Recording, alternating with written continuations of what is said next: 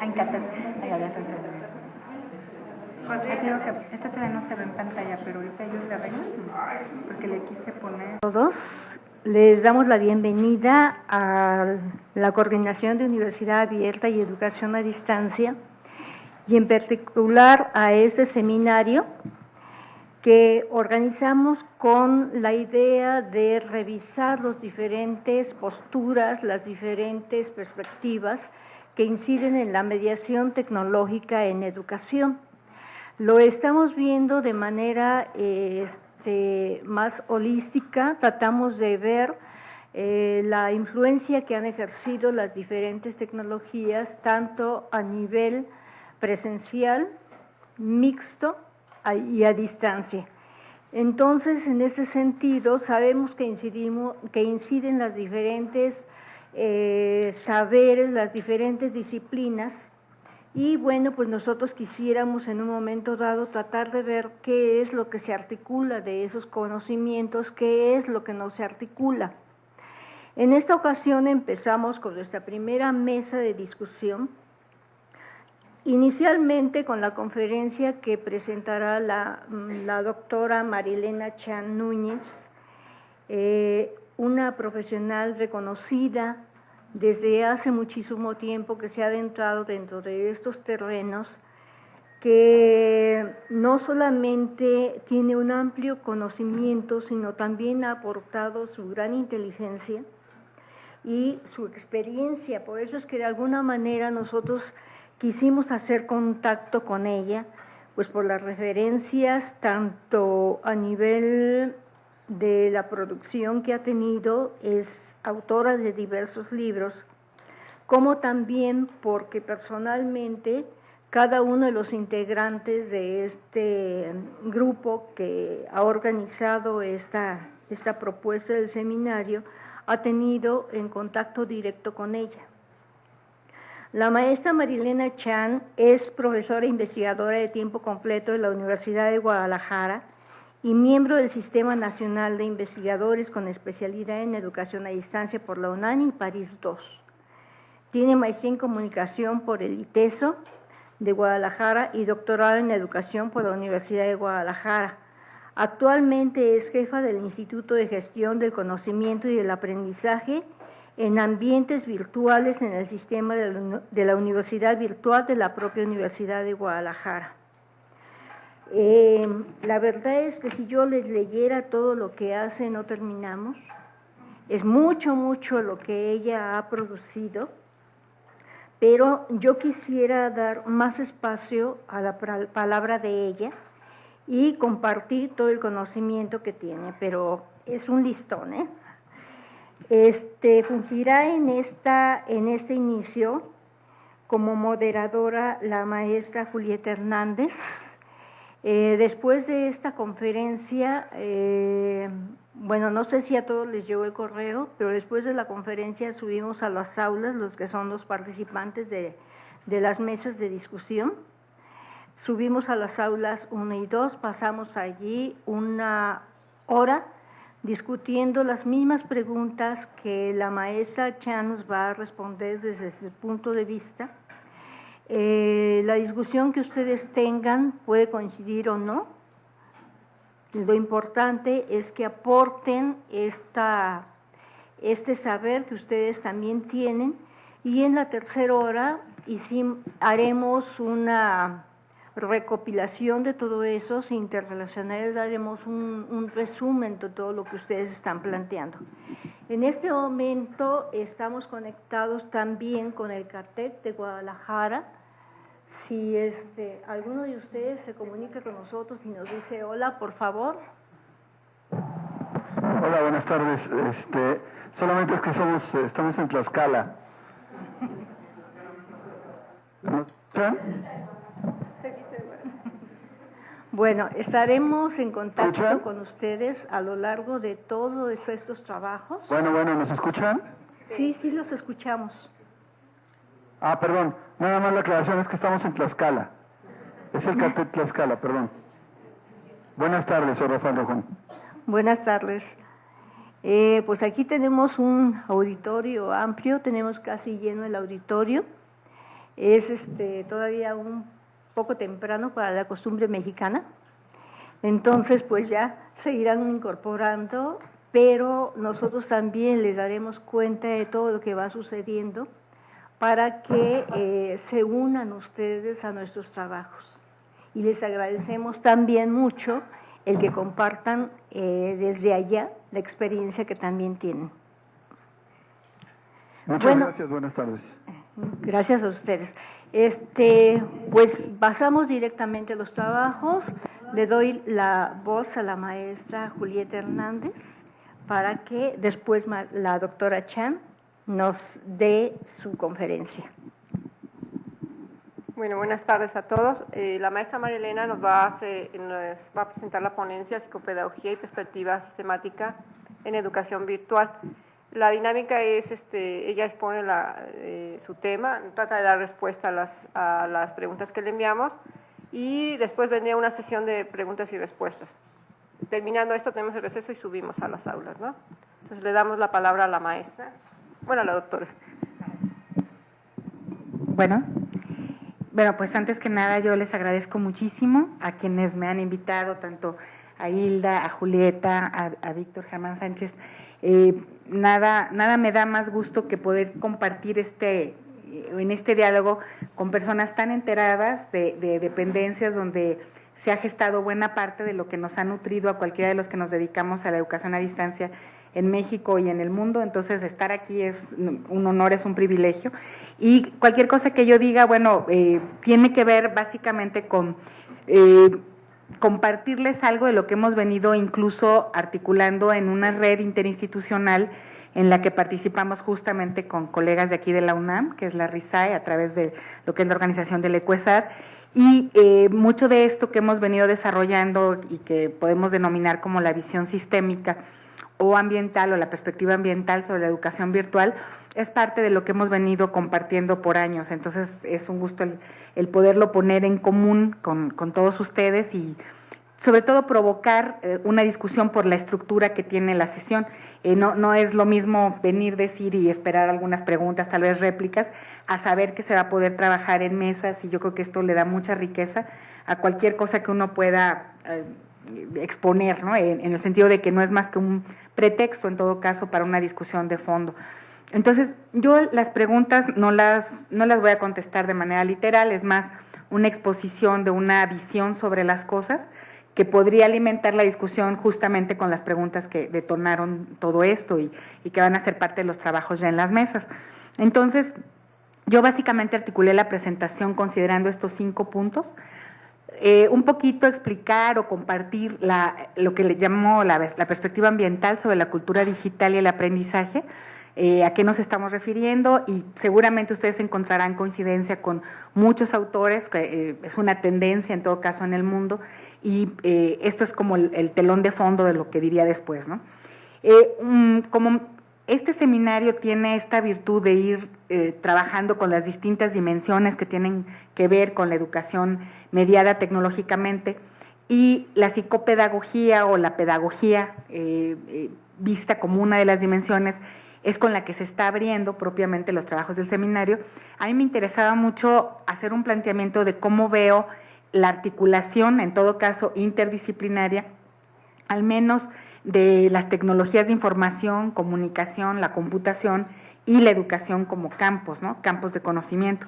Para explicar un poco el por qué la postura, cuando decimos sistémico, tiene que ver un poco con diluir hasta difuminar lo más posible las barreras entre los campos de conocimiento e intentar abordarlos desde una perspectiva articulada. Esa es la intención y es a lo que hemos venido llegando y nos ayuda mucho el lenguaje sistémico, el lenguaje también de lo ambiental, y no estoy hablando como de la ecología como la conocemos propiamente, sino más lo que estas ciencias ambientales han venido aportando a la interdisciplina. Entonces, desde ahí es un poco que tomaría algunos ejes para plantear lo que sigue, ¿no? Como funciones, ahí es donde me centro más en las preguntas, que propiamente son disparadoras del trabajo en mesas. Mediar, conectar y virtualizar, verlas como nuevas funciones o no de los educadores.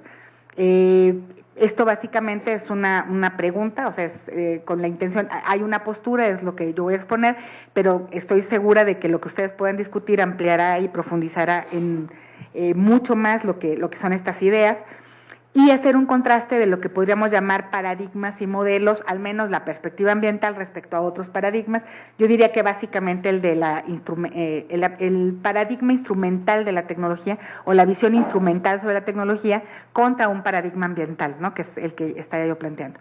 Y con eso cerraría viendo las implicaciones que eso tiene para las funciones más reconocidas en el campo de la educación, particularmente la educación a distancia, que serían las de quienes diseñan materiales o son autores de contenidos, quienes son asesores y quienes son tutores, ¿no? Diferenciando este tipo de funciones. Entonces, bueno, yo quisiera empezar por lo que quiere decir la visión ambiental o la perspectiva ambiental sobre la educación virtual o sobre el aprendizaje mediado tecnológicamente. Y yo quisiera decir que retomo en esto la visión de Javier Echeverría, investigador español, que plantea que estamos viviendo en un entramado en el que no son fáciles ni claras las diferencias entre el entorno natural, el urbano y el digital. Dicho de otra manera, también el entorno natural, el social y el digital. ¿Y por qué ya no son tan visibles estas diferencias? Porque uno apenas percibe cuando uno está en la ciudad o en la casa, en cualquier sitio, uno no está diferenciando de manera permanente el natural y el urbano, digamos, no nos es tan evidente. Cuando salimos a carretera, vemos el campo, ahí nos es evidente como el vacío de urbanismo, ¿no? Pero generalmente estamos en ese entrama sin notarlo. Y lo mismo pasa con la tecnología. Cuando se dice que las tecnologías son herramientas, la visión, en este caso la visión ambiental o la visión de entorno, diría que no solo son herramientas, sino que constituyen ya parte del hábitat, están totalmente asumidas como elementos que favorecen cierto tipo de interacciones y de ese modo son parte de un ecosistema. A veces no son tangibles, o sea, pueden no ser tangibles en términos materiales, digamos, pero traemos la carga que implica la información y la comunicación permanentemente, del modo que nos inquietamos si no traemos el celular, nos inquietamos si se acabó la batería, aterriza uno en el avión y se da la orden de que, bueno, más bien se da el permiso de encender los teléfonos celulares y todo el mundo los enciende. Hay una cierta compulsión por estar conectados, por estar comunicados, y uno diría eso no es ya solamente una cuestión de herramientas, sino toda una manera de vida que está muy mediada por esas tecnologías y que no es tan perceptible o no es tan evidente para todo el mundo, ¿no? Pero sin embargo, aún quienes no la manejan la tecnología, están influenciados por el modo como se manejan estos cruces en el ecosistema comunicativo, diría Martín Barbero, Jesús Martín Barbero, cuando se planteaba que todo lo que vemos, oímos en los medios electrónicos, en los medios de masas, está permanentemente en nosotros planteándonos la agenda del día, de qué conversamos, sobre qué. En este momento es muy difícil distinguir qué pasa primero, dónde circula primero, si en redes sociales, en la televisión o en el radio. La televisión tiene su espacio de red social, la red social comenta lo que pasó en los noticieros, y toda esta trama es el entorno o es el modo como estamos propiamente viviendo los seres humanos en un contexto ultramediado, ¿no? Y transmediado, o sea, todo el tiempo estamos transitando entre la información de un medio al otro. Esto está configurando modos de ser muy diferentes, particularmente en los más jóvenes, aunque no libramos nadie, o sea, de los que estamos en esta trama. Sin embargo, para los más jóvenes llega a ser tan invisible, que es cuando decimos que la tecnología aparece de un modo omnipresente, es transparente, y para ellos ya ni siquiera es algo que tenga que reflexionarse o pensarse. Cuando uno conversa con muchachos incluso de los 20 años hacia abajo, digamos, ¿no? Les es tan familiar y es tan presente que de pronto hasta les es curioso que uno lo tome como objeto, ¿no? Porque es demasiado cotidiano.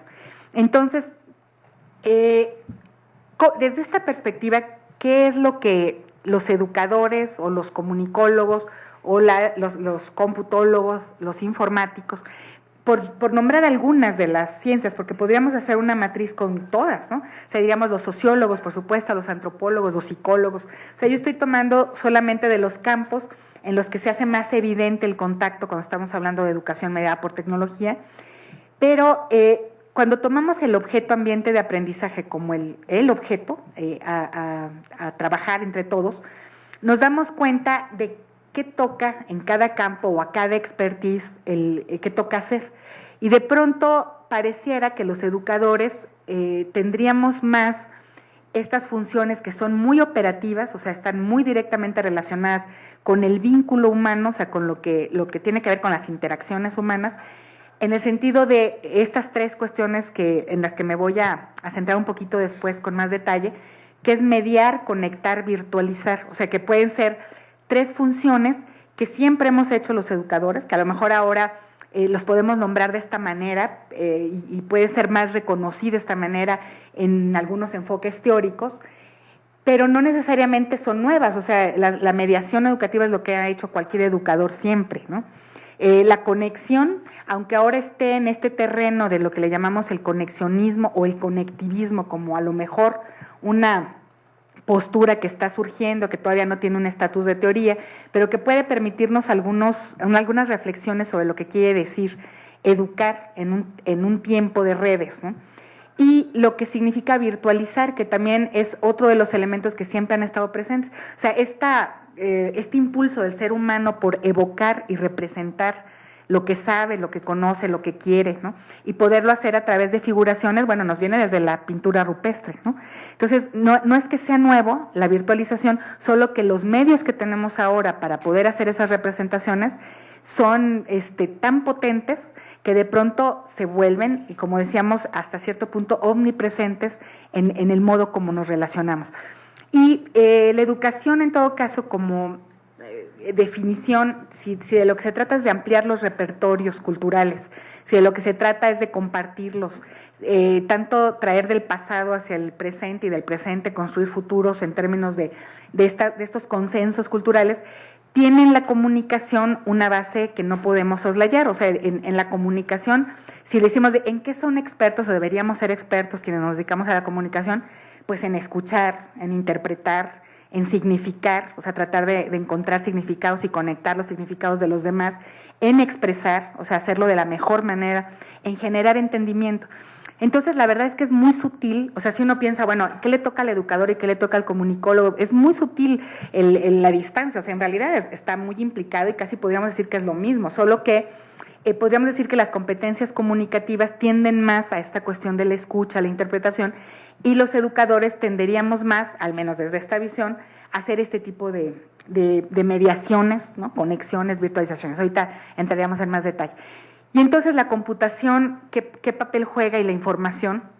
Y bueno, desde una visión no experta, solamente amigable, digamos, a esos campos o por lo que he podido aprender en este constante trabajo con la gente del campo, desde la computación se disponen los entornos, se facilitan las interacciones, se hacen visibles esas interacciones, se representa el conocimiento, se organiza la información, o sea, en términos de la información, se organizan los productos de intercambio, se almacenan, se procesan, se clasifican, se ordenan.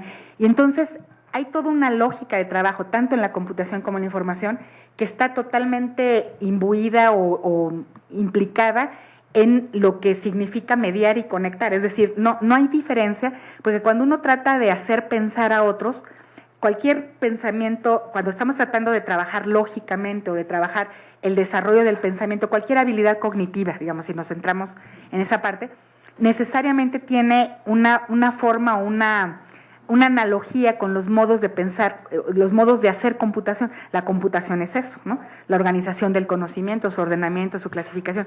Entonces, cuando a mí me dicen los aspectos psicopedagógicos para poder trabajar en este campo de la educación virtual, lo que les quiero decir con esta matriz es que me parece que aunque son distintos y si hay que hacer esas distinciones, están muy implicados. Y es muy interesante cuando uno empieza a trabajar con los colegas en cómputo y con los informáticos, el hecho de que podamos ir haciendo como estas traducciones finalmente de lenguaje a lenguaje. Y en todo caso, la pedagogía puede funcionar como una especie de metateoría, digo yo, que cuando usamos lenguaje sistémico, o sea, si empezamos a trabajar con un concepto ecosistémico, nos damos cuenta que los contenidos son insumos, ordenamiento, su clasificación, que los estudiantes procesan a través de ciertas herramientas para producir otros productos que van a ser a su vez insumos de otros procesos. Y si uno lo ve así, entiende lo que es, o lo entiende cada vez más, el poder educar en la era de las redes como las estamos conociendo ahora, ¿no? ¿Por qué? Porque no hay cosa que no aprenda un sujeto que no pueda colocar en un sistema más amplio de conocimiento que va a captar otro sujeto, y entonces esas comunicaciones son las que van produciendo sentido. Antes a lo mejor no tenía mucha importancia el decir, lo que tú aprendas, la tarea que entregas, ¿a dónde la pones? ¿Quién la va a leer? Con que la leyera el maestro y te calificara era suficiente. Y ahora, en este momento, las competencias van justo para otra vía y tiene mucho más que ver con dónde publicas, dónde lo posicionas, cómo produces contenido para esas redes, y por eso es que no podemos separar tan claramente una función de la otra. Por eso en esta matriz aparece educación, comunicación, cómputo, información, como algo que está totalmente ligado a lo que es la gestión de un ambiente de aprendizaje. Tomado de algunos autores, en este caso este sitio de Edorigami, en el que convergen muchos pedagogos de todo el mundo, lo que se plantea es que la pedagogía del siglo XXI tendría que tener estas características. Trabajar con tecnologías de información y medios, contextualizar todo, siempre el conocimiento o aquello que se está trabajando como campo de aprendizaje, hacerlo interdisciplinariamente, colaborativamente, ayudar a resolver problemas, o sea, sobre todo formar para la resolución de problemas y dotando herramientas de pensamiento y hacerlo de una manera transparente. A mí este es el adjetivo que más me llama la atención, o sea, una pedagogía transparente. ¿Qué querrá decir eso, no? Que casi no se note, o sea, que no sea tan clara, o sea, o tan dominante la instrucción, ¿no? Y sea como mucho más el estar puesto el foco de atención en el estudiante y lo que hace. Eso, bueno, es traducido de muchas maneras, unas de las cuales han tenido que ver, tal vez muchas de las discusiones han sido cómo llevar la tecnología al aula. Y yo en esta imagen, o sea, en este contraste de imágenes, lo que quisiera decir es que hay muchas tesis, mucha investigación que se enfoca a decir y cómo deberían los profesores trabajar la tecnología en el aula. Muchos esfuerzos que además son muy importantes para que la tecnología esté en el aula, es decir, las computadoras personales o los laboratorios de cómputo. Bueno, toda la experiencia de Enciclomedia fue un poco esa tentación, digamos, ¿no? De decir, toda la tecnología o la tecnología debe estar presente en el salón de clases. Y lo que yo quisiera decir al respecto es que desde la perspectiva ambiental, o sea, si hacemos como el contraste, en la perspectiva ambiental no preocupa tanto que la tecnología esté en el aula, o sea, qué bueno si está, pero el problema no es que esté, ¿no? O que no esté, sino el hecho es reconocer que la tecnología está en todo el contexto, fuera del aula, y que el problema muchas veces para los profesores suele ser, sobre todo en la educación básica, el cómo hacen acceder a los niños a la tecnología. Hay mucho de esto, o de cómo hacer que los profesores se acerquen, la utilicen, la pedagogía centrada en los medios, etcétera, cuando en realidad lo que se está ignorando es que hay todo un aprendizaje de la tecnología misma y formas de virtualizar la realidad que no están en el salón de clases, más bien están fuera del salón de clases. Y que el problema, cuando no la consideramos como parte del entorno, es que estamos ignorando sus posibilidades más bien en la vida del sujeto, de todos los sujetos, afuera y no adentro de la escuela. O sea, esta frecuente postura en la que lo que se quiere es introducir, incluso ese es el lenguaje que se utiliza, ¿no? Introduzcamos la tecnología a la escuela, llevemos la tecnología al aula, cuando en realidad no nos estamos dando cuenta de que la tecnología está en la vida de todos, y de los niños y de todos, y que la podríamos estar utilizando aunque no estuviera en el aula, porque el problema no es que esté ahí, el problema es que la tengamos mediando el currículum y que la tengamos como muy imbuida en nosotros en el momento en que estamos trabajando con los sujetos, porque de lo que se trata es de que aprendan a virtualizar realidad. Esa es parte de, digamos, en este concepto incluso la imagen tiene que ver con esto que llamamos la realidad aumentada. Cómo los niños o los jóvenes están aprendiendo de continuo a virtualizar su realidad, se toman fotografías todo el tiempo, bueno, no solo los niños, o sea, lo hacemos muchos adultos, pero estamos constantemente preocupados por publicarnos, o sea, cómo nos vemos, dónde estamos, qué hacemos, pero estas formas que pasan también por cosas interesantísimas. Si uno busca en YouTube, ustedes hagan la prueba y ponen tarea escolar, ¿no? en YouTube, y les sale un listado de miles de tareas elaboradas por los muchachos a través de sus celulares, ¿no? De sus teléfonos celulares, y de cosas, hay cosas que a lo mejor no valen mucho la pena, pero hay cosas que valen mucho la pena.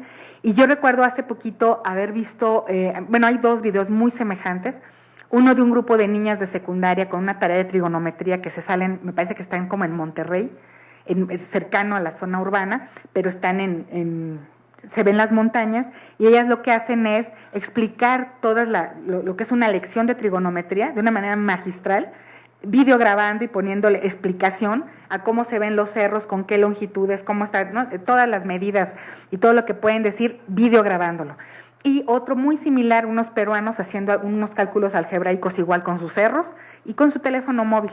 Y bueno, como esos ejemplos hay una cantidad bárbara, o por ejemplo, me encanta uno que se llama Huracanes, si se lo buscan así en YouTube lo encuentran tal cual, con 2 estilos integrados, ¿no? El viejo estilo de hacer maquetas, ¿no? La niña de secundaria hace una maqueta sobre los huracanes, de cómo se producen los huracanes.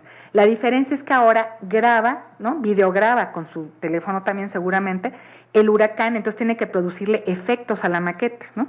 Entonces se ve cómo se forman las nubes, y la maqueta es la cosa más rudimentaria, pero el hecho que lo tenga que videograbar, o sea, traducir a otro lenguaje, en este caso el lenguaje audiovisual, más dinámico, hace que tenga que pensar en otra serie de cosas. A nadie se nos hubiera ocurrido probablemente hacer una maqueta de huracanes, ¿no? Que algo que es dinámico. Sin embargo, a la hora de que tiene la posibilidad de grabarlo, ya es otra la forma como lo piensa, ¿no? Entonces, bueno, la explotación de esas posibilidades de virtualización son las que nos ponen en un contexto muy distinto a los pedagogos hoy, ¿no? O a los educadores en general. Entonces, esta pedagogía transparente tiene que ver para algunos autores con que el estudiante y su proyecto estén al centro, y todas las herramientas con que cuenta alrededor y que son de muy fácil acceso, cualquiera de las cosas que ustedes ven alrededor del proyecto, tiene que ver con estas tareas, como podría ser problematizarse, leer noticias, o sea, lograr tema, ¿no? En función del contexto que están viviendo, preocuparse por cosas, o sea, los estudiantes tienen siempre preocupaciones que tienen que ver con su cotidianidad, por la vía de lo que les llega por televisión, por radio, obviamente por el Facebook, las redes, etcétera. Siempre traen motivo para poder discutir y hacer cosas en cualquier campo, ¿no? En cualquier campo de conocimiento. Entonces, problematizarse es nutrirse de los medios, pueden publicar y compartir en blogs sus ideas, pueden colaborar con otros, hacer investigación gestionando información de fuentes reconocidas, fuentes documentales muy reconocidas, seguir a colegas o expertos, y todo utilizando los medios más convencionales que ahora tenemos a mano, como los que están ahorita señalados en la lámina. A eso es a lo que le llaman pedagogía transparente.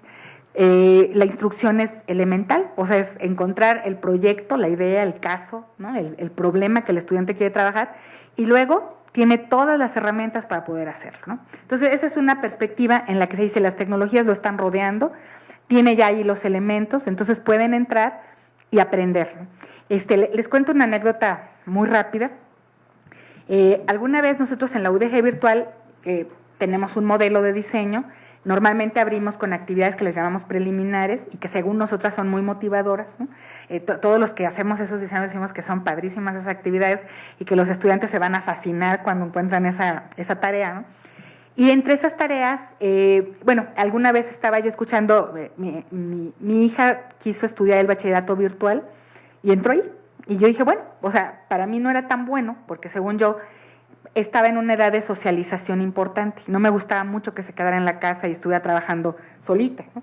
Sin embargo, para mí fue un laboratorio de observación y pobrecita porque me la pasaba yo queriendo ver cómo hacía, qué decía, cómo reaccionaba a las actividades. La pobre ya de plano me lo prohibió, me cerraba la puerta y no me contaba nada.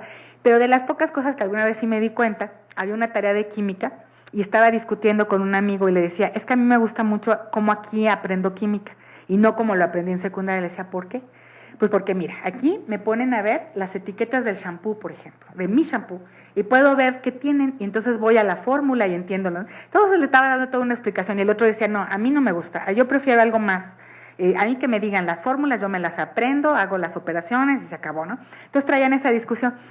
Cuando terminó, bueno, la vi que siguió haciendo la tarea, terminó de hacer la tarea de química, lo que sea, cierra y dice, ahora sí, me voy a dedicar, tengo urgencia porque su acuario, sus peces estaban muriendo, ¿no?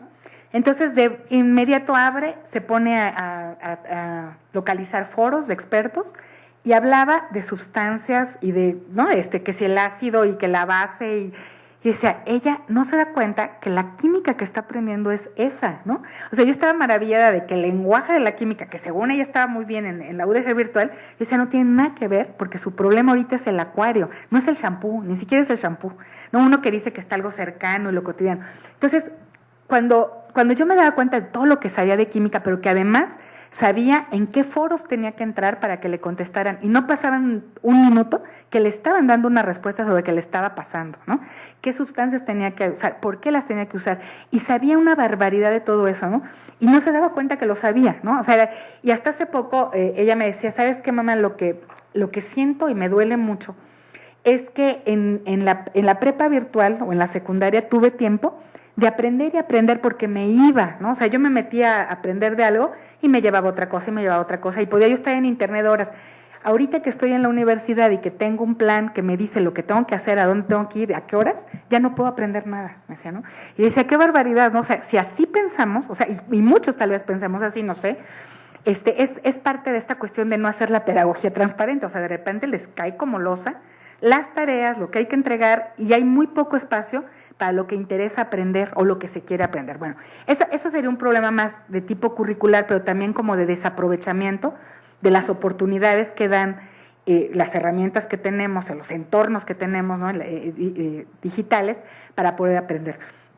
Entonces, bueno, yo diría que en este caso podríamos hablar como de un modelo mediacional o una pedagogía mediacional que tendría que ver con estar haciendo constantemente este círculo entre el conocimiento, la comunicación, su virtualización y la cognición, es decir, para que el sujeto aprenda y pueda desarrollar sus propias habilidades cognitivas, requiere objetos de conocimiento y esos objetos de conocimiento son comunicables y se comunican porque se virtualizan si estamos pensando en entornos digitales, cuando los estamos utilizando.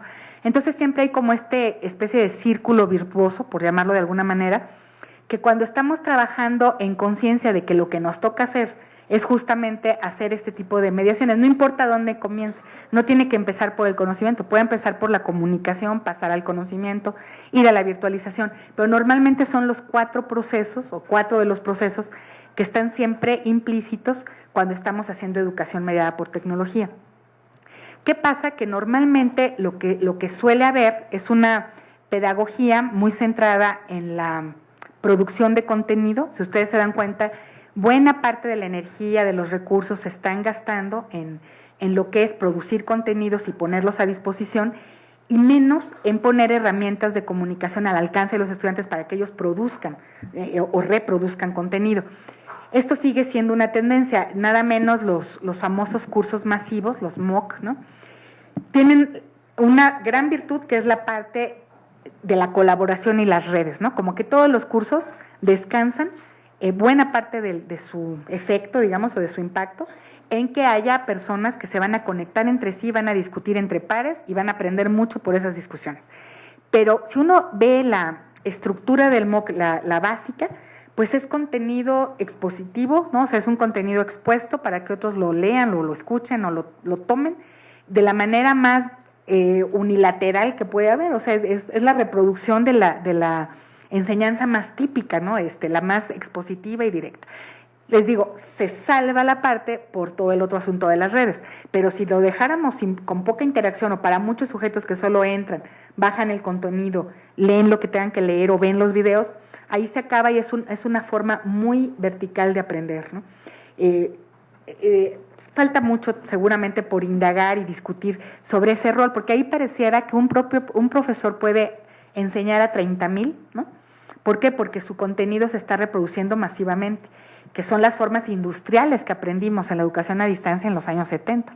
Muy poco cercano a lo que se ha hecho cada vez con modelos más sofisticados o la inteligencia, ¿no? Con modelos más inteligentes en los que se va personalizando la formación. Lo otro sería masificar y personalizar, serían la contra. Entonces, ahí hay mucho que discutir sobre los roles y el modo como el contenido se está planteando.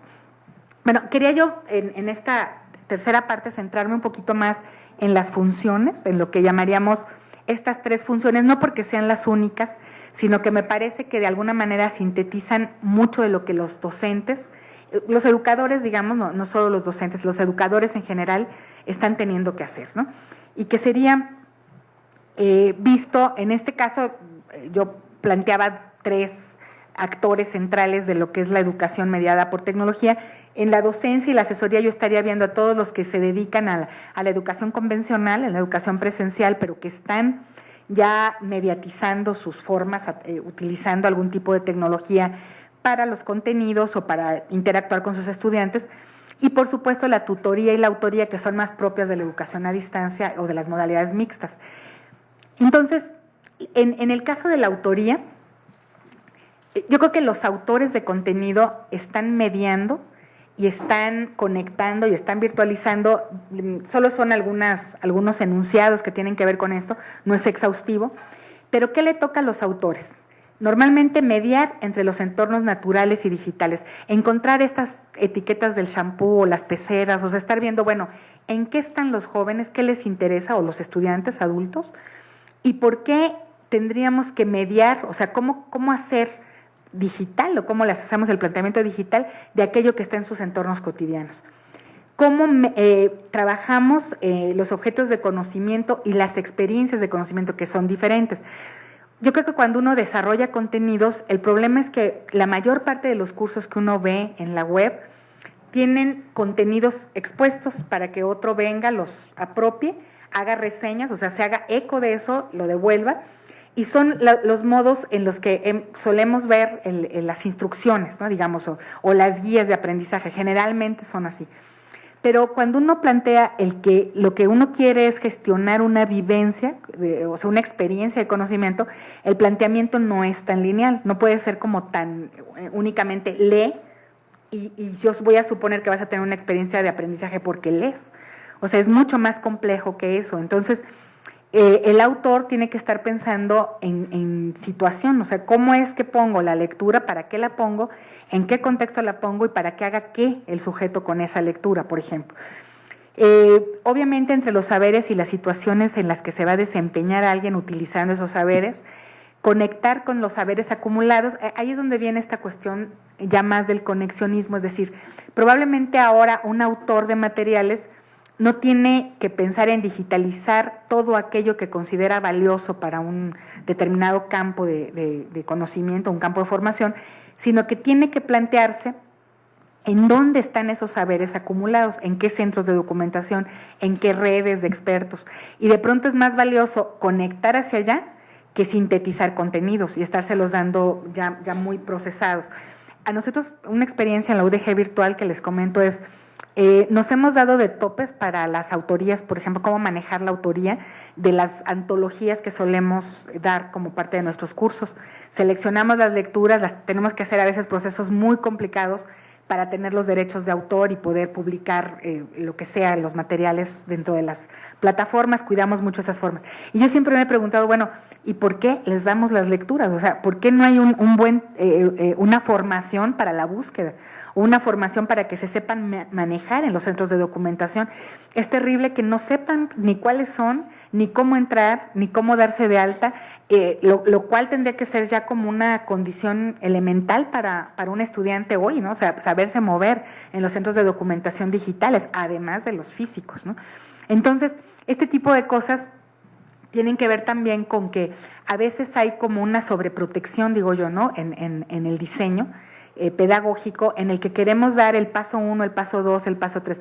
Y también está el otro problema de que a veces no los damos esos pasos y los estudiantes se pierden con mucha facilidad. Entonces es siempre como ¿dónde está el equilibrio, ¿no? Y dónde podemos hacer un diseño que pueda tener como el menú o los recursos idóneos para cada persona, porque cada persona necesita cosas distintas.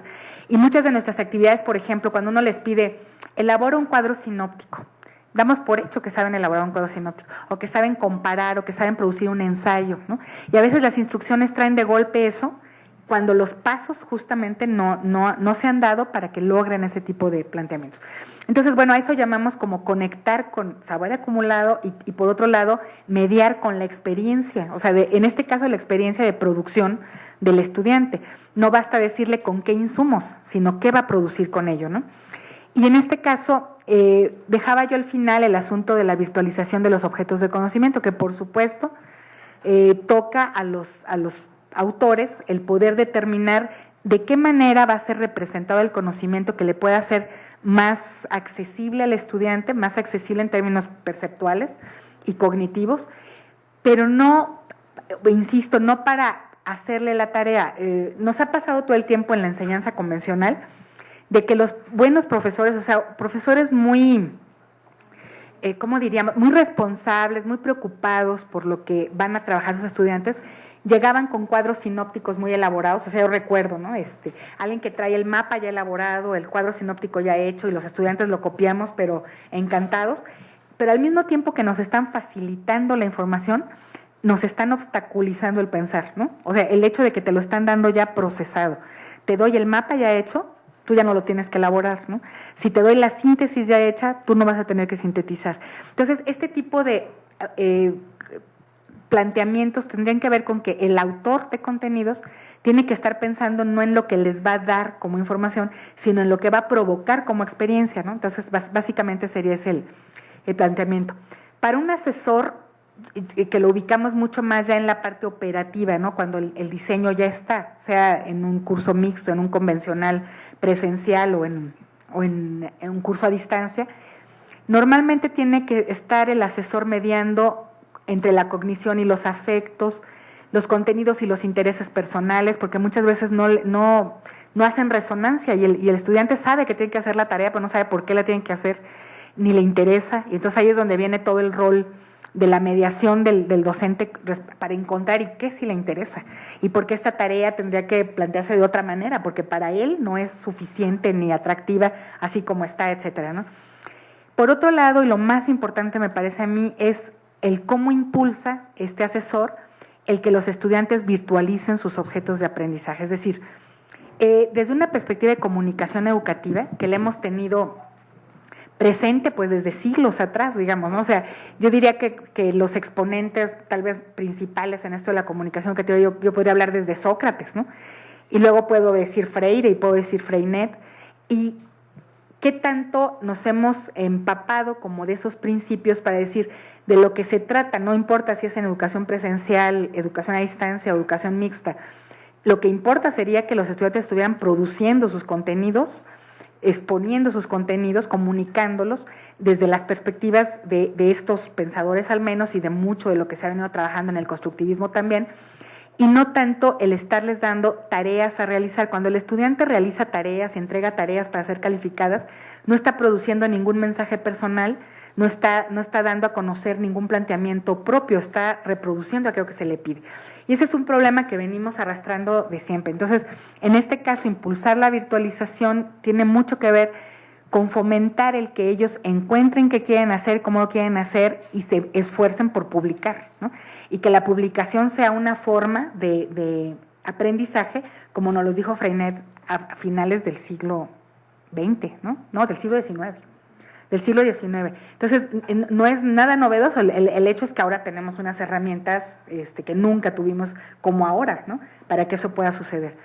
Entonces, bueno, por otro lado, conectar al estudiante con otras redes, a lo mejor él no sabe, a lo mejor el uso que le puede dar al Facebook es el uso más elemental. Si uno pone, yo los reto, hacia de que pongan lo que quieran en Facebook, ¿no? Pueden poner red de físicos, ¿no? O física y matemática, y les van a salir redes de físicos y matemáticos.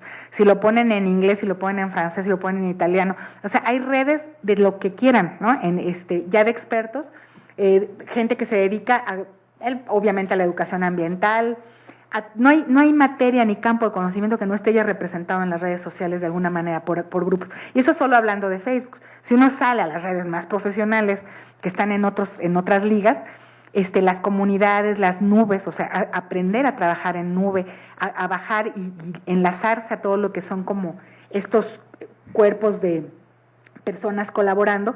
Esa es ahora la inteligencia que necesitamos más, ¿no? O sea, los estudiantes buscando y equiparándose con redes que están trabajando sobre cualquier campo de conocimiento en cualquier parte del mundo.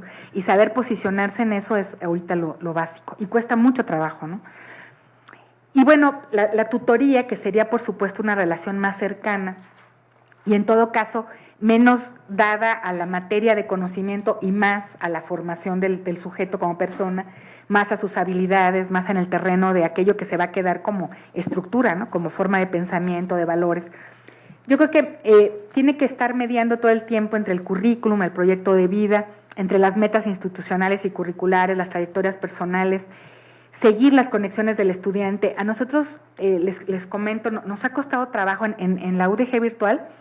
Tenemos desde hace 2 años una plataforma que le llamamos un ecosistema digital, en el que lo que tratamos es que cada estudiante tenga un espacio en el que su trayectoria se va acumulando, o sea, todas las tareas que le parecen valiosas y publicables, ¿no?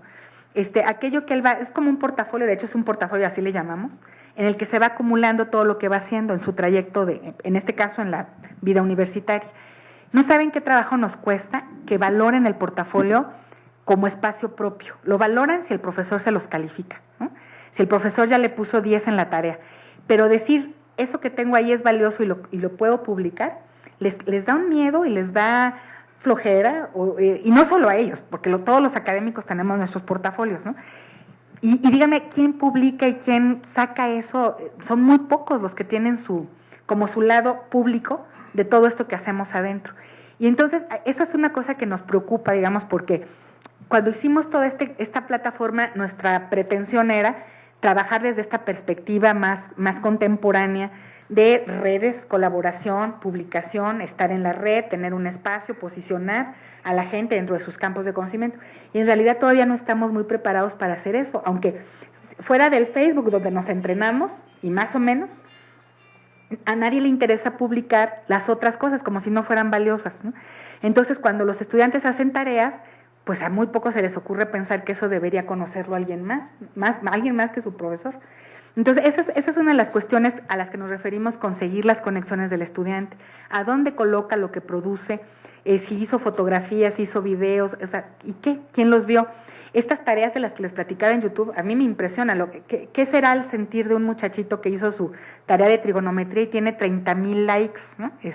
O 30,000 personas han visto su trabajito, ¿no? Entonces, bueno, eso es básicamente, no sé si, quisiera yo cerrar nada más con esto, que es la síntesis. Yo creo que estamos transitando, o podríamos, entre otros paradigmas, yo aquí solo estoy planteándome 2 en relación a la tecnología de manera muy directa.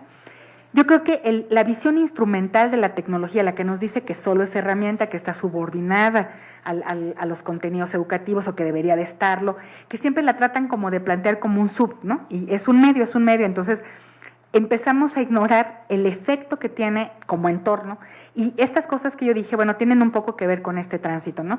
Pasar de lo digital, de lo meramente, cuando yo digo voy a digitalizar una lectura y la voy a disponer en la red y con eso van a aprender mis estudiantes, estoy en esa perspectiva de digitalización, que es distinto a virtualizar, porque virtualizar significa el interés o el esfuerzo de representar conocimiento y sobre todo de hacer que los otros lo representen. Y así, de lo áulico a lo ambiental, por las razones que ya daba antes, de lo prescriptivo, o sea, donde las instrucciones ya están muy dadas y solo van a tener que ser seguidas, a una mediación en donde tengo que estar viendo a dónde va el sujeto, acompañándolo, siguiéndolo, ¿no? Y de la generación de contenidos a la generación o la gestión más bien de entornos y herramientas para que sean los estudiantes los que produzcan los contenidos. Yo puedo producir y disponer productos incompletos para que los completen. insumos para que los transformen. Por ejemplo, si yo doy un cuento, que me lo transformen en prosa, ¿no?, científica. Si doy prosa científica, que me lo transformen en un mapa conceptual. Si doy un mapa, que me lo transformen en una monografía. Pero lo que quiero decir es, el insumo tiene que cambiar de lenguaje para que produzca efectos de virtualización, ¿no? Que eso es un poco lo que yo quisiera decir. Y bueno, les agradezco y disculpen si me pasé, creo que el tiempo.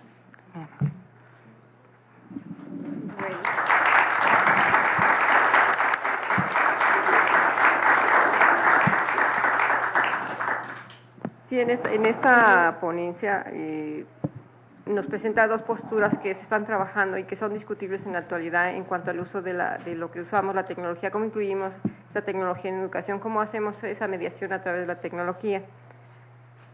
Es interesante las posturas que pone, porque por lo general no estamos trabajando sobre el lado instrumental, estamos trabajando muy poco sobre el lado ecosistémico. Entonces, sí sería importante analizar desde nuestra labor que todos hacemos, es cómo estamos planteando, cómo estamos desarrollando nuestra actividad, ¿no? Cómo la llevamos a cabo, qué tanto afecta a los estudiantes o a con los que tenemos relación. Bueno, pasamos a la sesión de preguntas y respuestas. ¿Alguno tiene alguna pregunta especial para la maestra, la doctora? Bueno, yo quisiera saber desde cuándo es buena una educación en la tecnología, porque, bueno, Sí, bueno, yo no sé, se me hace muy interesante cuando dices en la tecnología. Yo normalmente suelo plantearme el que las preposiciones dicen mucho en relación a cómo estamos concibiendo la mediación tecnológica en la educación. Decir educación en la tecnología o educación con suele ser lo más común. Cuando decimos educar con tecnología es cuando la vemos como recurso, ¿no? Educar en es porque la consideramos entorno, ¿no? Entonces, más que el calificativo de bueno o malo, yo diría, están aquí y son parte decíamos, hasta cierto punto omnipresente, al menos de ciertos autores, y no puedes eximirte de eso, o sea, porque los estudiantes la tienen completamente interiorizada, los más jóvenes sobre todo. Entonces, las bondades, yo lo que diría es, podría ser equivalente a decir, ¿por qué no negar que la tecnología es parte del desarrollo humano, ¿no? O sea, y que como parte del desarrollo humano probablemente estamos llegando a un punto culminante de las posibilidades de comunicación humanas que siempre han estado ahí, ¿no? Entonces yo creo que decir educar con tecnología o en tecnología, desde la tecnología e incluso para la tecnología, tendría que ver con reconocer que las capacidades humanas pueden estar siendo potenciadas al máximo, pero además que hay que entender que no tenemos desarrolladas esas competencias de manera natural, que hay que trabajarlas, ¿no? Y que entonces yo diría que bueno o malo, yo creo que hay modelos buenos con tecnología y modelos que no son tan buenos con la tecnología, porque pueden ser muy, muy limitativos. Estos ejemplos que yo daba cuando son muy verticales, si tú estás trasladando una enseñanza vertical en la que el estudiante no tiene la palabra nunca, ¿no?, y solo le estás haciendo reproducir las tareas, va a ser tan mala una como la otra, ¿no? O sea, yo no le pondría el calificativo porque son modelos muy diferentes, o sea, puede haber, por eso hay paradigmas, ¿no? Y te puedes encontrar modelos cerrados, muy áulicos, muy prescriptivos, ¿no? Que para nosotros ahorita serían como modelos que están ya en una tendencia más bien hacia atrás, ¿no? Son más decadentes, por así decirlo, ¿no? Puestos así como en los extremos. Pero entonces, la bondad o no de los modelos tendrían más que ver desde nuestra postura, o sea, en este caso, con que sean más o no integrados a la naturalidad de la vida, ¿no?, de los seres humanos, que ahora es una vida con tecnología, ¿no?, o en la tecnología. ¿Alguien más? Tlaxcala, por favor. Por favor. Es que lo que les queríamos pedir era si podían utilizar el micrófono cuando hagan las preguntas, porque de este lado no los escuchamos. Por favor. Bueno. Sí.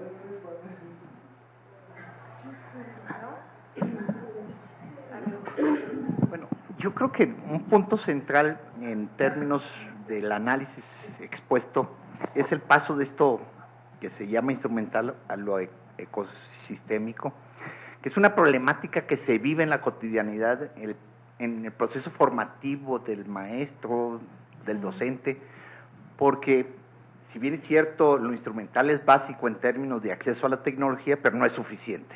Este es un elemento importante. Pero este paso a lo ecosistémico es preguntarse el porqué de este paso, no solamente describirlo, sino el porqué de este paso implica pues una concepción del proceso del conocimiento, del proceso de la generación de. Mientras no se resuelva eso, podemos asumir como recetas el planteamiento y bueno, no dice nada a la vez. Claro. Yo creo que aquí hay un punto central en términos del proceso formativo, ¿sí? Y ese es el preguntarse del porqué de esto, ¿sí? Que siento yo que habría que profundizar en términos de la comprensión del tema que se está exponiendo. Sí, a mí me parece muy interesante. Yo creo que ahí es donde están claves que de alguna manera tienen que ser despejadas justo en grupos como estos, ¿no? En grupos donde se está discutiendo y que se está discutiendo de manera articulada, ¿no? Por personas de distintos campos disciplinarios, porque es muy difícil verlo desde uno solo, ¿no? Sí, pero un problema, ¿por qué contextual? ¿Por qué interdisciplinario? ¿Por qué colaborativa? Porque todo el mundo dice, hay que trabajar colaborativamente, pero ¿por qué? Sí. ¿Por qué interdisciplinario? ¿Cuáles son los fundamentos que nos debe llevar? Y es ahí donde yo no tengo la respuesta. Claro. Bueno, sí, de acuerdo. Yo creo que son cosas donde hay fundamento o argumento que se ha venido tejiendo de mucho tiempo atrás y que de pronto se resumen en cosas que sí pueden parecer a veces como entramados que no son tan claros, ¿no? Esta cuestión de la interdisciplinariedad me parece clave para un seminario como este, ¿no? En el sentido de, yo creo que lo que se ha venido poniendo en discusión, así como en dos grandes terrenos, es la visión enciclopédica del conocimiento que tuvo que ver con cómo las disciplinas acumulan saber, ¿no? Y los campos expertos van creciendo y se va haciendo como la diferenciación entre los campos, que fue la clave para poder determinar por qué una ciencia se llamaba como tal y la otra ya tocaba otros objetos. En el momento el momento de ruptura o de quiebre que tiene que ver con lo que se empezó a dar en el siglo pasado, ¿no? En la década tal vez de los 60, en el sentido de lo que vemos y con lo que actuamos cotidianamente son problemas de la realidad, y los problemas de la realidad no están divididos por disciplinas, ¿no?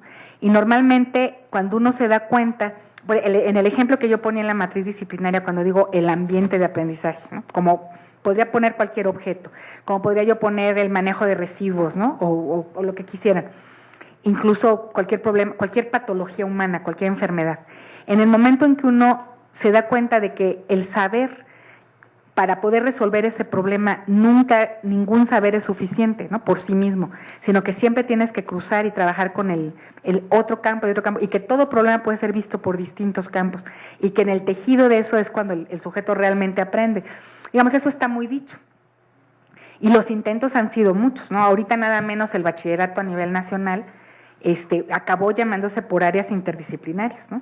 Entonces, estas cuestiones, bueno, yo creo que sí, requieren muchísima discusión y estoy totalmente de acuerdo, que de pronto, a lo mejor aquí se hace una síntesis de muchas cosas, que uno tendría que empezar a trabajar cada una de ellas y, bueno, qué oportunidad, ¿no? Si en estas discusiones podemos entrar a ver, y bueno, ¿esto por qué, no? ¿Y esto con qué tiene que ver? Porque las explicaciones datan, yo creo que son esfuerzos de muchos campos y de muchas décadas de desarrollo que de pronto se simplifican mucho cuando uno le pone nada más la etiqueta, ¿no? Estoy de acuerdo, completamente.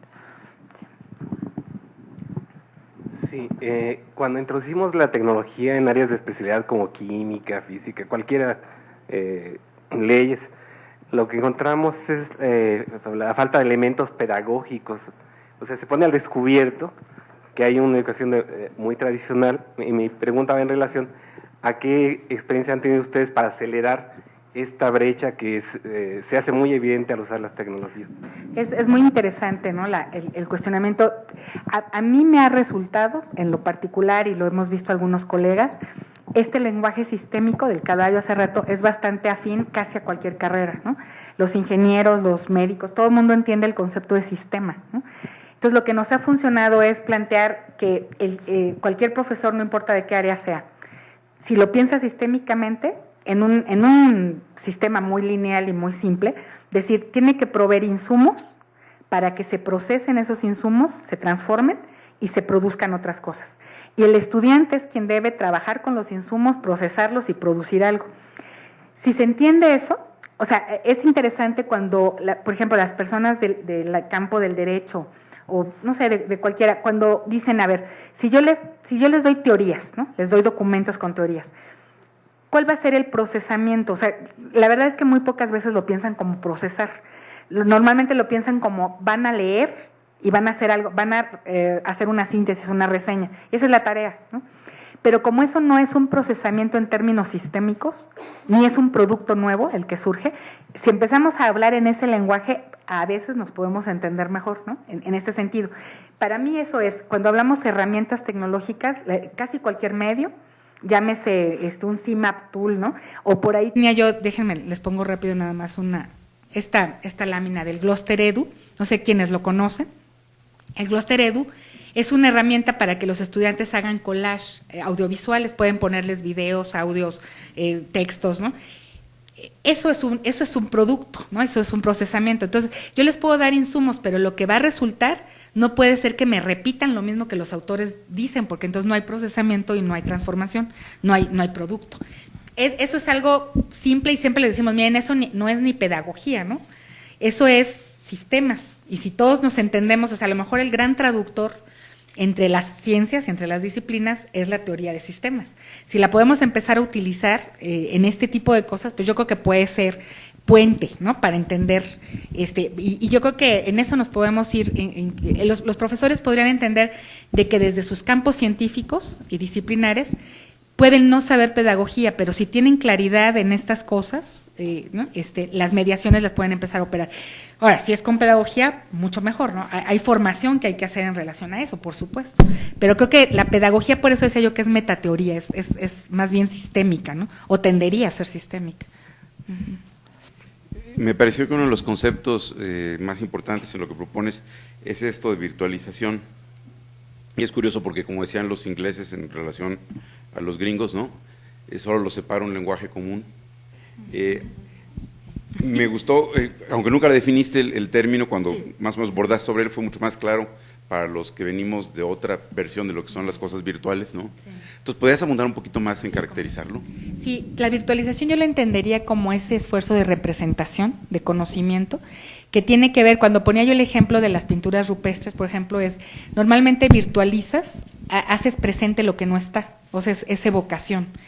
Entonces, la virtualidad no nace con lo digital, evidentemente, sino la virtualidad es esta pulsión del ser humano por evocar y representar.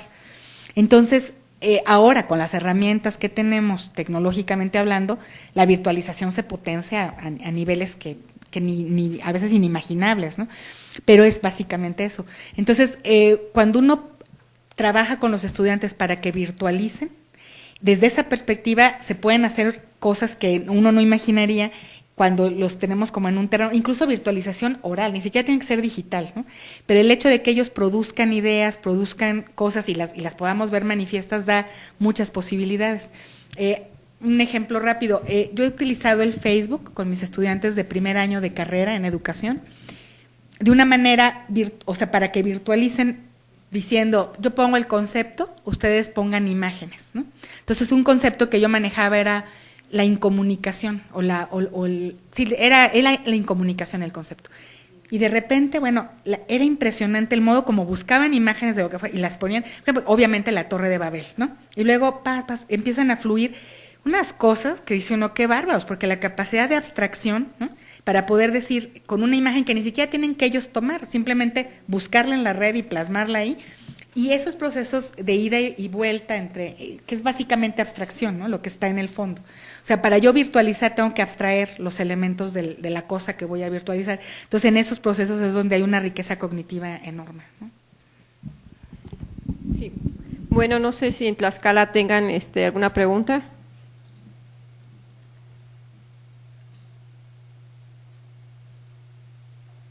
No, por aquí no. No. Aquí sí. Está Fernando.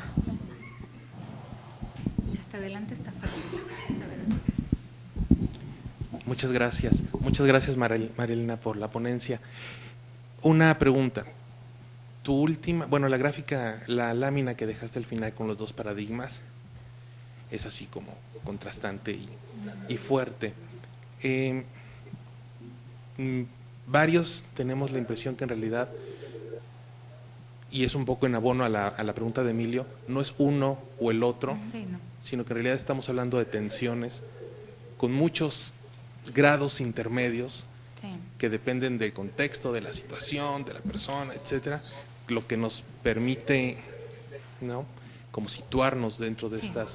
estas tensiones, más que decir este es lo que teníamos y ya no queremos, Sí, y no. este es al que quisiéramos ir. Sí es. Sí. ¿Estarías de acuerdo como con esta posición? Sí, estoy totalmente de acuerdo, porque de pronto no es que uno sea bueno y otro sea malo, ¿no? En todo caso, los dos son paradigmas tecnológicos, o sea, los dos.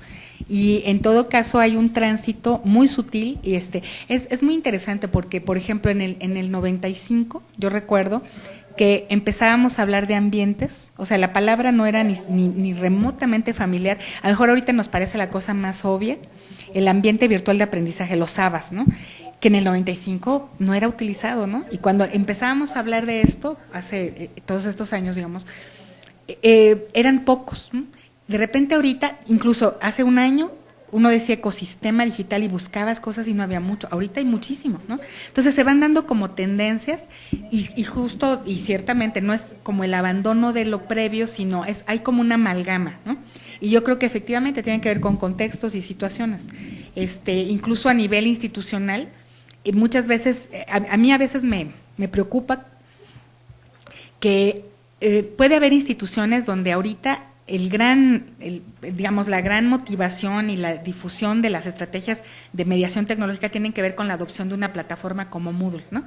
Y se ve como el gran hallazgo. Y de pronto eso ya sería áulico, ¿no? Y entonces están entrando a eso con bombo y platillo y tú no puedes decir, está mal, pues está bien, o sea, está bien porque es un uso que se le va a dar y es importante. Ahora, que haya otras cosas que ya estén en tendencia, que romperían con eso, no quiere decir que eso esté mal, o sea, estamos arribando a ese punto y otros estarán en el otro, o sea, y diciendo ya plataformas ya no, vamos a otra cosa más avanzada, ¿no? Puede pasar, pero también hay quienes todavía repudian la plataforma, ¿no? Y podemos encontrar una gran cantidad de instituciones que ni siquiera se lo están planteando, o sea, que están como todavía en la discusión de si tecnología o no tecnología, ¿no? O sea, aunque parezca increíble en este momento, pero puede haberlos. Uh-huh.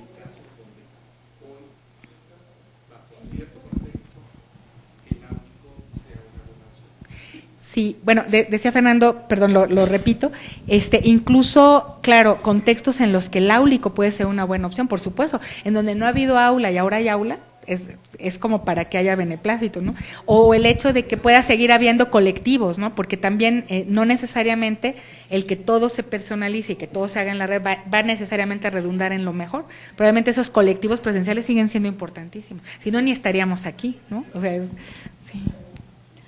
Miren, bueno, una nada más, por favor, porque tenemos también las mesas de discusión y tenemos el tiempo medido. Y también en Tlaxcala les pediríamos de favor, pónganse de acuerdo con Norma, que es quien coordina en Tlaxcala, para hacer su trabajo de las mesas de discusión. Doctor, por favor. Gracias.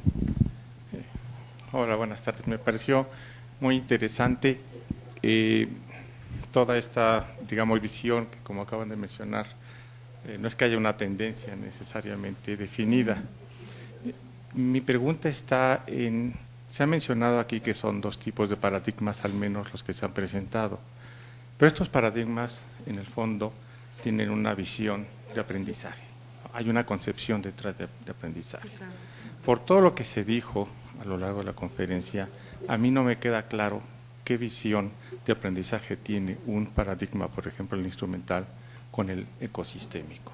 ¿Podrían explicarnos? Sí, yo creo que en realidad conviven las visiones de aprendizaje, no estamos más allá, podría haber constructivismo en el paradigma instrumental como lo puede haber en el ecosistémico, en términos de intenciones, ¿no? Yo creo que ese no es el punto tal cual sobre la visión del aprendizaje. Lo único que podría ser distinto, O sea, ¿qué es esto a lo que le llamamos justamente ecosistémico? Es el decir el que la gente aprende en todas partes y en todo momento. Y que el aprendizaje no se cierra o no tiene por qué encerrarse al espacio áulico, sea virtual o sea presencial, ¿no? Eso es básicamente, porque todo lo demás, o sea, en términos de teorías aplicables o modelos aplicables, yo creo que, por ejemplo, en el instrumental y prescriptivo, mucho de lo que se trabaja desde el constructivismo puede caber aquí perfectamente como puede caber en el otro. Es decir, si estamos apostándole a que las personas van haciendo una construcción por significación y básicamente a partir de sus experiencias, ¿no?, directas, con los objetos de conocimiento, con las representaciones de los objetos, eso no cambia.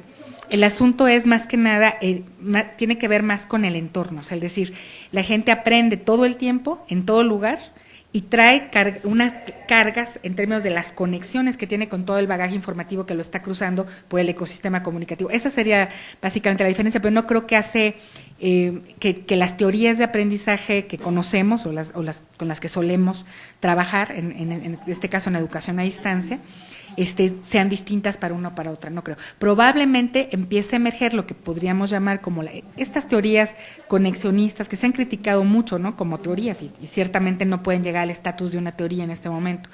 Pero yo creo que hacia allá van algunas explicaciones, ¿no?, que tendrían más que ver como con el efecto de las redes, la colaboración. Pero esto es escuela histórico-social, si lo vemos como en términos de colaboración y red, ¿no? No hay un principio que se rompa, siguen siendo los principios vygotskianos de la mediación y de la colaboración, o sea, no hay, eso no ha cambiado, yo creo que sigue siendo un fondo. Habrá que ver qué sigue después, ¿no?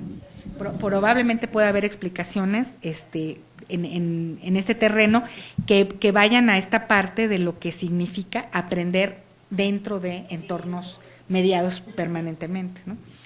Pero las teorías no creo que haya una visión del aprendizaje distinto. Solamente el que se da de manera más bien ubicua, ¿no? Sí, por favor.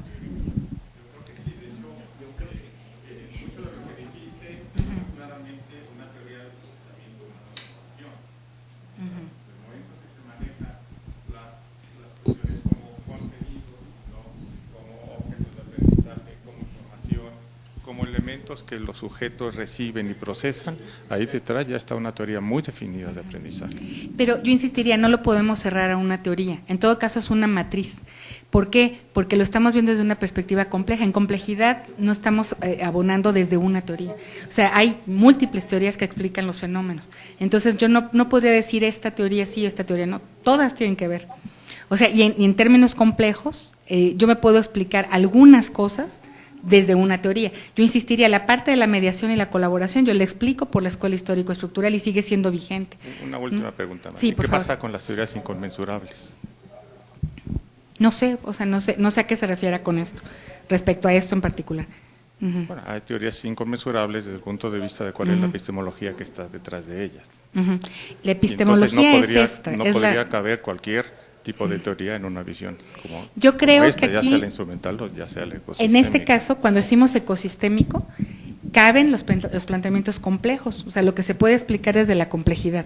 Entonces, por eso hablamos de interdisciplina, por eso hablamos de la no reducción, ¿no?, de lo que es al aula, de lo que es el aprendizaje situado.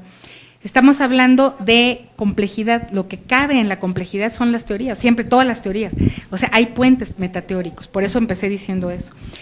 Pero eso es, bueno, yo creo que eso es parte de la discusión y el tejido. O sea, a mí me parece que el irle encontrando qué cosas explican qué, o sea, lo que está detrás de esto es epistemología compleja. Y desde la epistemología compleja no hay casamiento con teorías, con ninguna. Entonces, eso podrá para algunos parecer eclecticismo, pero lo que queremos decir es, hay explicaciones para cada cosa, para cada problema dentro de este planteamiento, que son explicables desde, incluso ni siquiera de teorías, porque también son metodologías, están en niveles muy distintos. Cada uno de estos filas en el planteamiento paradigmático corresponden a cosas distintas, incluso a visiones, no podemos decirle ni teóricas, ¿no? A veces son de gestión, o sea, están en niveles diferentes. Yo lo que diría es que lo que cobija todo esto es el planteamiento de complejidad. O sea, desde la complejidad habría que entenderlo, ¿no?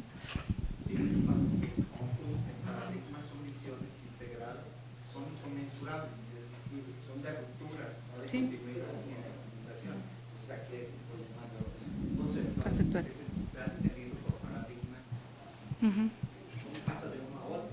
Sí. Bueno, pues yo creo que eso es justamente lo que hay que trabajar. Es decir, nosotros, digamos, esto es una síntesis, ¿no? Atrás de eso hay mucho trabajo. Lo que hay que identificar es qué son las teorías que están en cada nivel de cada una de estas cosas, porque cada una de estas cosas atañe a un campo diferente dentro de lo que es toda la educación virtual, ¿no? Entonces, bueno, yo creo que es muy interesante porque justamente esto es parte de lo que hay que discutir. O sea, yo creo que el seminario puede dar para eso y más, ¿no? Y que se trata justamente de escarbar, ¿no? Y justamente de decir, ¿esto tiene sentido o no lo tiene, ¿no? Podría no tenerlo, o sea, digamos, paradigmáticamente para nosotros, la ruptura está incluso en la teoría crítica sobre la tecnología. La teoría crítica no deja de ser una teoría que ve la tecnología como instrumento. Entonces, esas rupturas son, desde la perspectiva compleja, son las que la complejidad las niega, o sea, justamente porque sí lo ve como un continuum. Entonces, bueno, son cosas que se podrían discutir y qué bueno que se discutan. O sea, a mí se me hace que eso es abrir boca, ¿no? Para la discusión, o sea, se me hace muy interesante. ¿Qué es la intención del seminario? Claro. Empezar a discutir, hacer preguntas para tratar de entender desde nuestra postura teórica o postura de práctica, porque algunos son prácticos, cómo vamos a entender todo este problema, ¿no? Y cómo lo podemos ir construyendo en conjunto o por separado. Entonces, le agradecemos mucho. Estuvo muy interesante.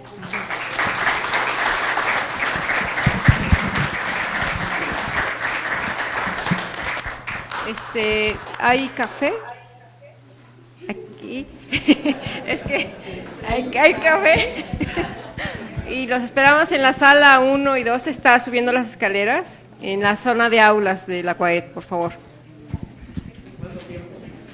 10 minutos.